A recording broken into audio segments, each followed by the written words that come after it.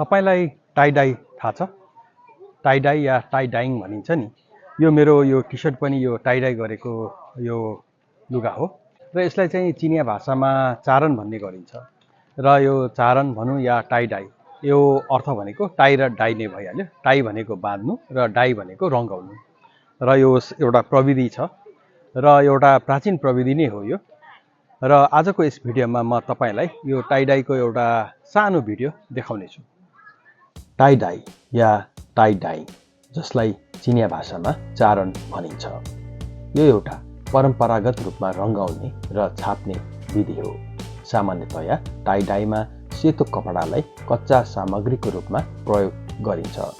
रङ्गाउनु पर्ने भागलाई फुलको आकार अनुसार या त्यत्तिकै बाँधिन्छ र त्यसपछि रङको चोलमा डुबाइन्छ। यसलाई एउटै मात्र रङ वा विभिन्न रङमा पनि रङ्गाउन सकिन्छ।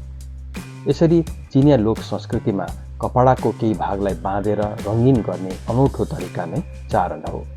यो चारन अर्थात् टाई डाई हजारौं वर्षदेखि चल्दै आएको एक शिल्पकला हो। यो पीत नदीको उपत्यकामा विकास भएको मानिन्छ। यद्यपि यो कहिले र कहाँबाट प्रारम्भ भएको हो भन्ने अझै निश्चित भइसकेको छैन। पूर्वी चीन वंशको समयमा 408 इस्वीमा टाई डाई गरिएको पाइएको छ। चीन बाहेक सो समयावधितिर नै Bharat, Japan, Cambodia, Thailand, Indonesia र मलेसिया जस्ता देशहरूमा पनि टाई डाई हस्तकलाहरू पाइएका छन्। टाई डाई रेशम, शुद्ध कटन कपडा, रासायनिक फाइबर, छाला, लिनिन र ऊन जस्ता कपडामा प्रयोग गर्न सकिन्छ। टाई डाई प्रक्रिया दुई भागमा विभाजन गरिएको छ। एउटा टाई अर्थात् बाँध्ने र अर्को डाई अर्थात् रङ्गाउने।